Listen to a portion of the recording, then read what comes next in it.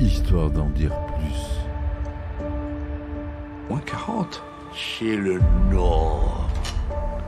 Tu m'as demandé, mon petit.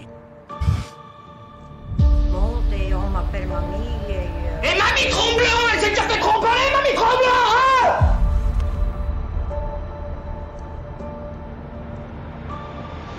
Mais il connaît pas Raoul, ce mec. Et puis en plus, je sens que ce soir, je vais conclure. Tu m'aides pas là? Non, pas là, non. Bonjour, bienvenue sur Histoire d'en dire plus, cinéma, le podcast du Review Cinéma. Aujourd'hui, on parle d'un film de Clint Eastwood avec Clint Eastwood, qui parle d'une communauté qui est chère à mon cœur pour des raisons personnelles. La communauté Moog, j'ai nommé le film Grand Torino. Allez, c'est parti.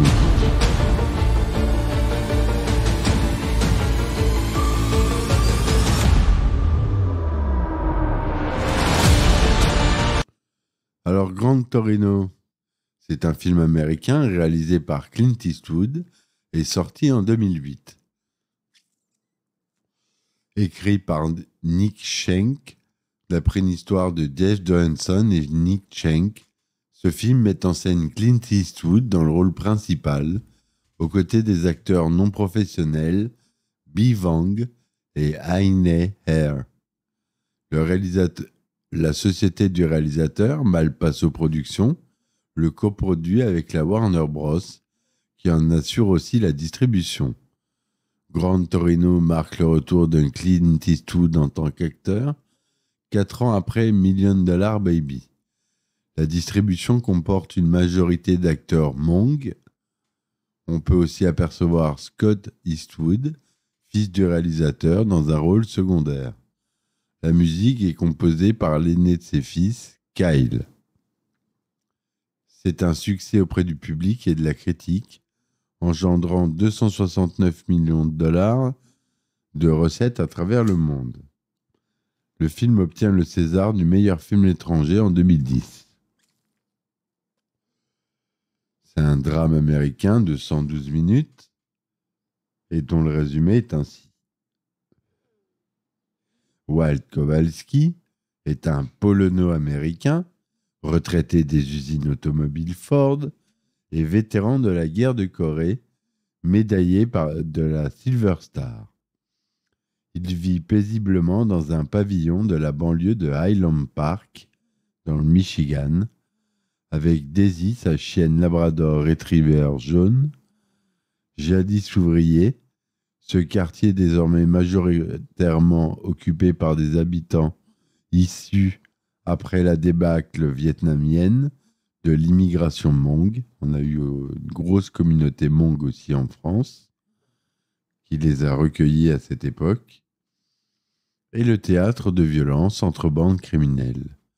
Durant la cérémonie de funérailles de sa femme, Walt est stupéfait par le caractère superficiel de l'éloge de sa femme que fait le jeune curé, ainsi que l'absence de considération de ses propres fils, Mitch et Steve, tous deux préoccupés par leurs propres problèmes et leur propre famille.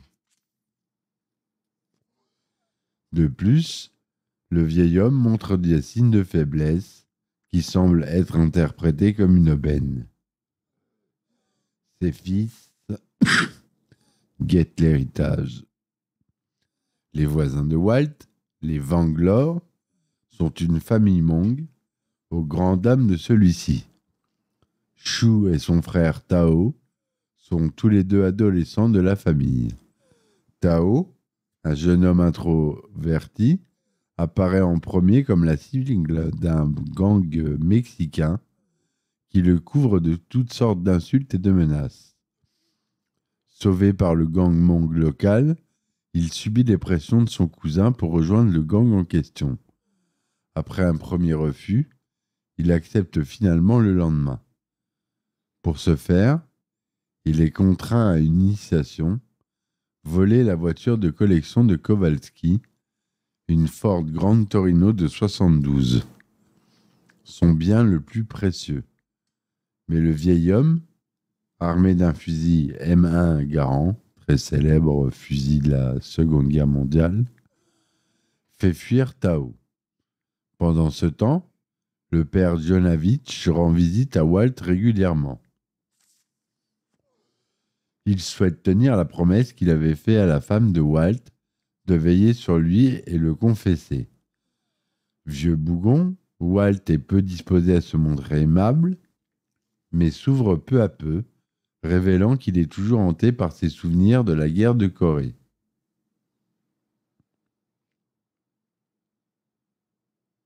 La pression exercée par le gang Hmong pèse de plus en plus lourdement sur Tao.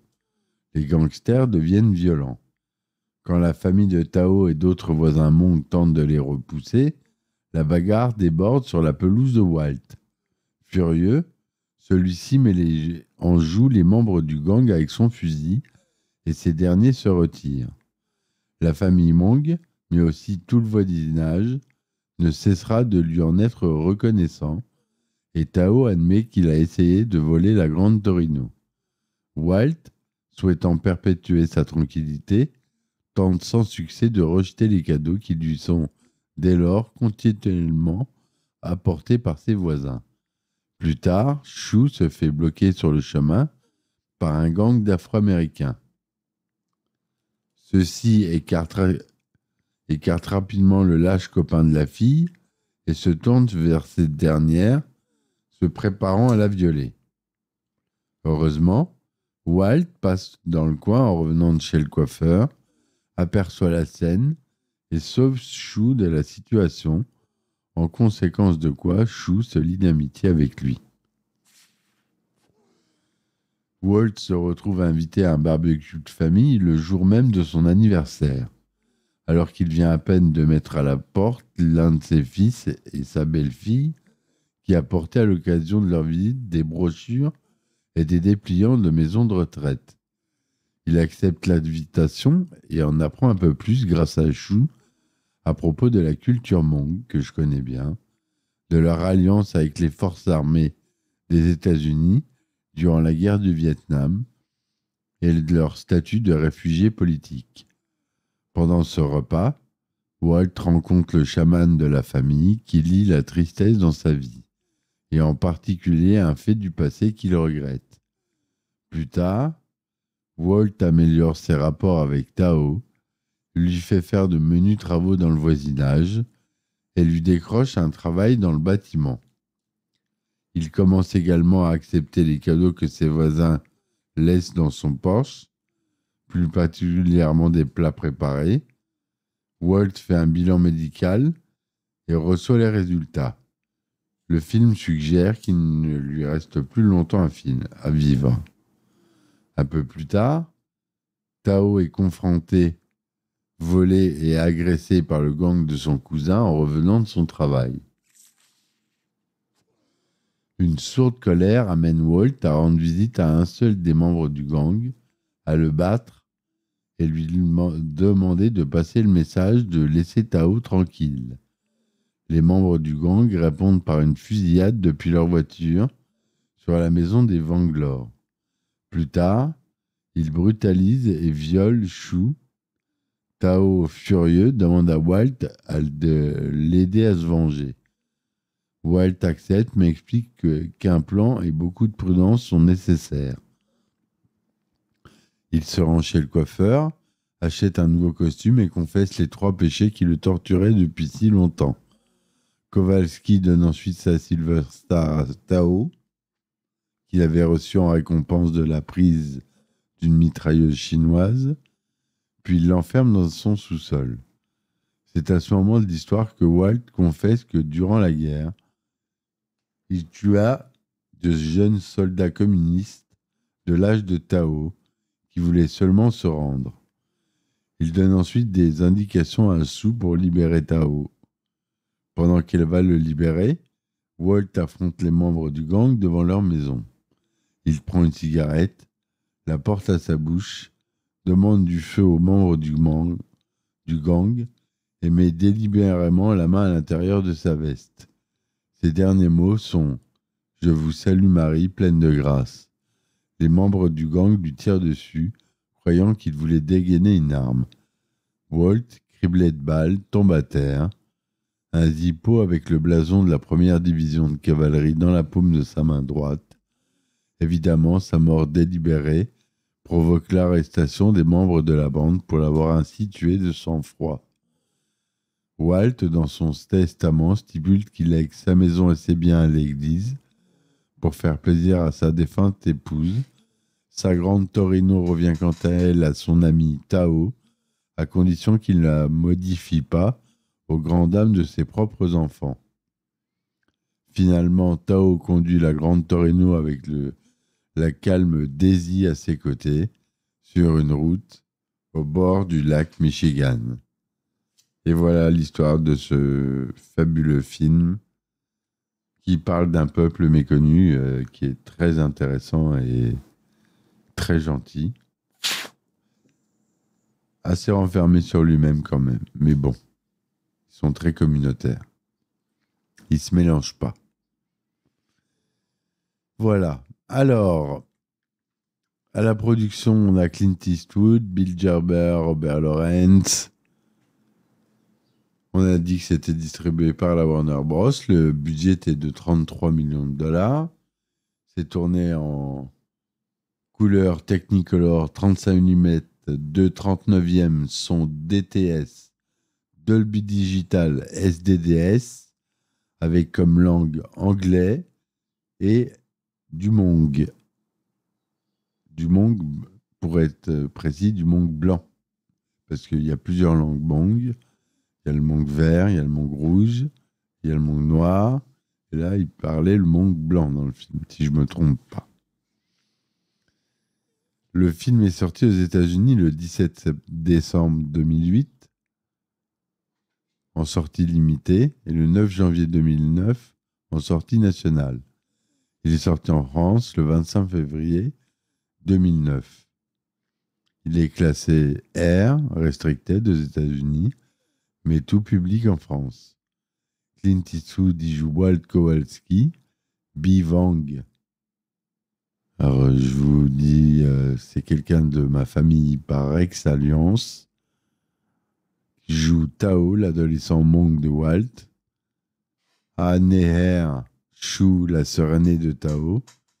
Christopher Carley, qui joue le père Janovich. On a Scott Eastwood qui joue Trey, l'ami de Shu. Et on a pas mal d'acteurs Hmong.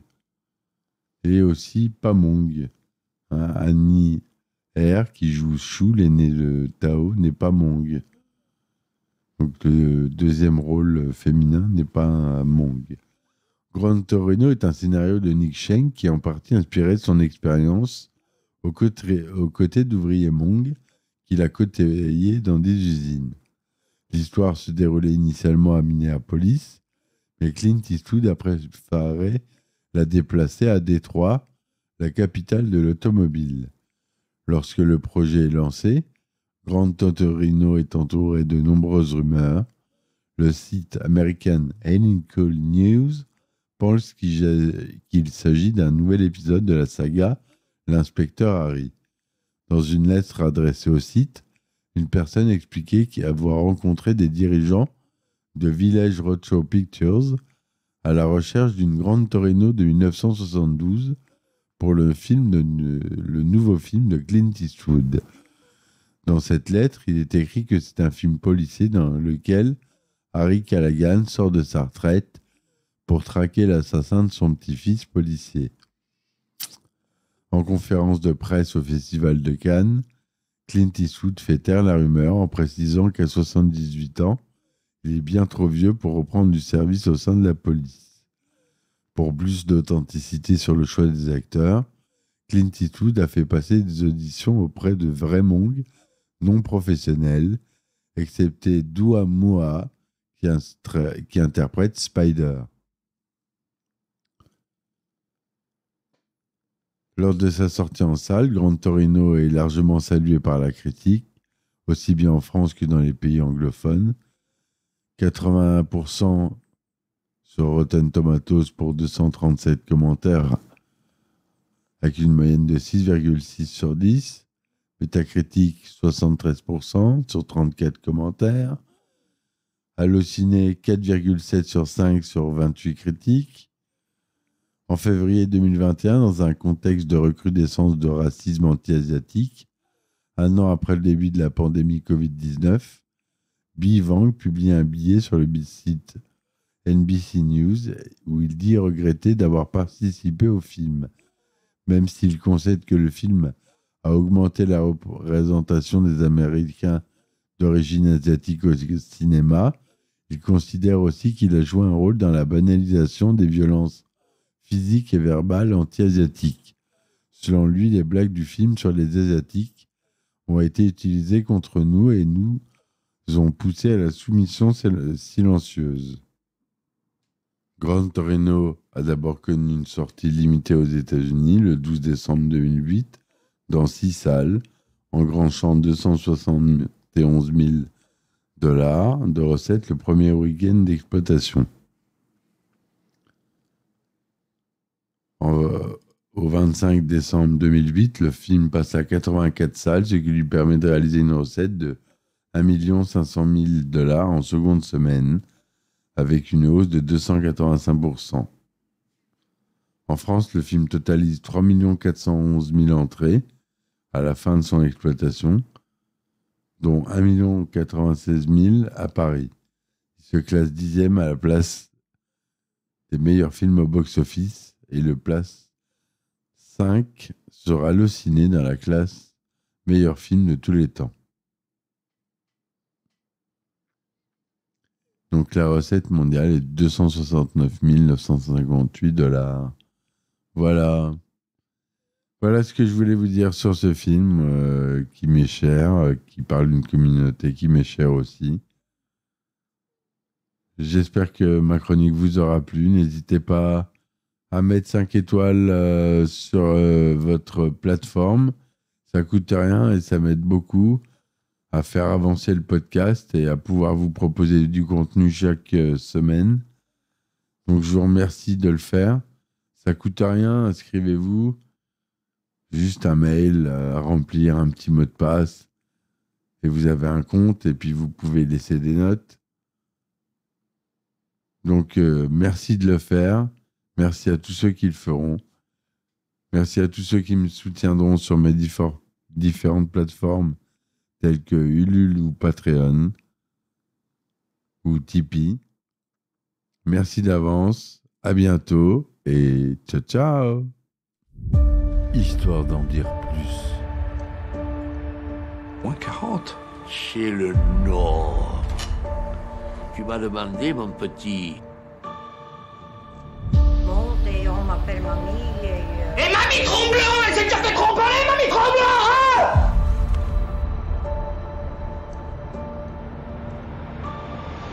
Mais il connaît pas Raoul, ce mec. Et puis en plus, je sens que ce soir, je vais conclure. Tu m'aides pas là? Non, voilà, non.